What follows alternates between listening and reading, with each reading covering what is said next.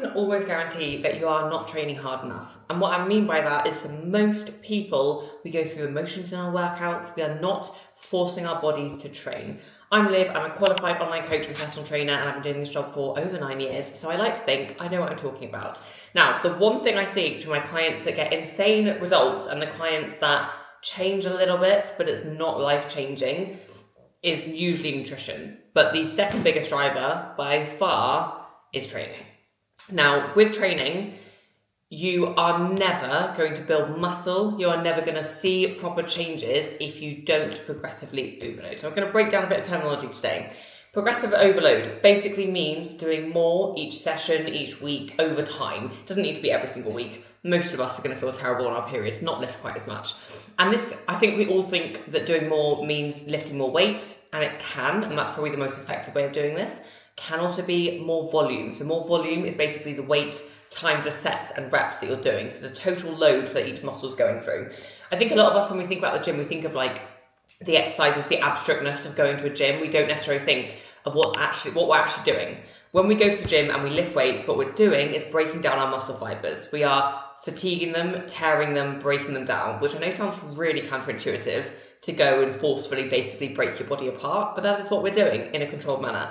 And then over the next 24, 48 hours, we are replenishing, rebuilding, and getting those muscles stronger. And that's how bodybuilders get bigger. They make the muscles stronger, they make the muscles bigger.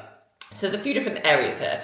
Number one, if your main predominant goal is strength, which, for example, I started my weightlifting journey as a powerlifter. That was my only goal, didn't really care about aesthetics, was about strength. You want to be lifting in the sort of like 1 to 5 rep range for most exercises. So what that means is you're going heavy. You haven't got more than that kind of 1, 3, 4, 5 reps. Like that's kind of as much as you can do. That's going to be the strength kind of area. Past that, from like 6 onwards, although I guess most people wouldn't do 6, so probably from like 8 onwards really. 8 to let's say 10, 12 is where most clients will be. That's a nice range between hypertrophy and strength. Hypertrophy is trying to get a muscle bigger. So the reason powerlifters and bodybuilders, even though they do a lot of the same exercises, they look very different, is because a powerlifter has only focused on strength. Their muscles are strong. They're not necessarily big. They'll be over time, they'll gain some muscle size, but it's not a huge amount. Bodybuilders are the opposite. Like they are strong because they're just doing a lot of weight training. But the main, and they've also got a big amount of muscle mass, which obviously helps with strength. But the main priority for them is muscle mass and having as much muscle mass as possible and big muscles. So when a client comes to me, if the goal is strength, it's going to be lower rep ranges, obviously in a safe manner. If it's for most of my clients, it's that toning, building muscles, it's going to be a slightly higher rep range. Can also do a higher rep range than that. So anything like 15 onwards, 15, 20 reps, I mean, you're not going to do much more than that really. Is going to be more like endurance. So that's going to be, for example, at the minute I'm training for an ultra marathon, so my muscles don't really need to be particularly strong or particularly big. They need to endure. So I basically am doing a lot of high rep stuff because that's what my muscles need to do. So that is one thing to think about, and something that I think a lot of clients when they sign up, they don't realize that like the rep ranges I've not just made up. Like there's a reason for all of the rep ranges.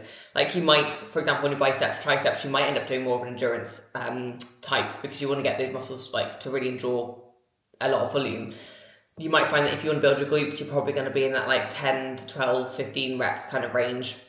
If you want to get strong at a certain lift, which again will over time impact muscle mass, you might be doing 4 to 5 or 6 reps. There is logic behind the madness basically. So that's one way to look at your training, is making sure you're doing the right sort of rep ranges.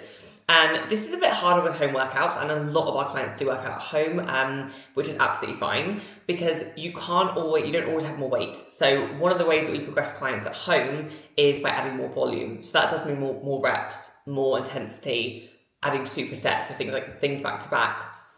Or adding things like changing the tempo. So if you haven't got more weight at home, you can always change the tempo of something. So if you just do a normal squat and you go up and down, that's not too difficult. If you add some weight, it's going to be harder. If you get to the point where that weight's no longer heavy enough because you've progressed over the last few weeks and that weight is no longer heavy enough, what you can do is add tempo changes. So you can slow it down, squat on the way down, slow it on the way up.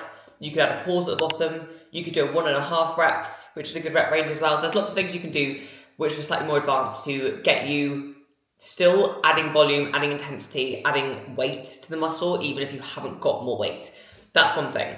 The other thing I want to talk about today is RPE. So RPE is rate of perceived exertion. I have been informed that the scale has since changed, but I'm going with the one that I learned 9 years ago because I don't really understand the new scale, and do you know what? This is what I teach my clients. And it's easier, it's an easier scale. RPE is rate of perceived exertion. It's how hard something feels. Now, it's a scale of 10, 1 to 10. 1 is like, could literally do that all day, a bodyweight squat. You can do it all day. It's never really going to get you to failure.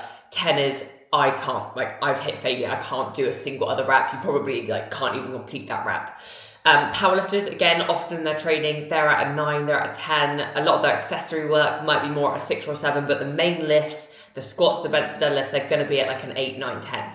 For a bodybuilder, again, to see the muscle mass after, they're going to be at an 8, 9, 10, but at that higher rep range, which I mentioned.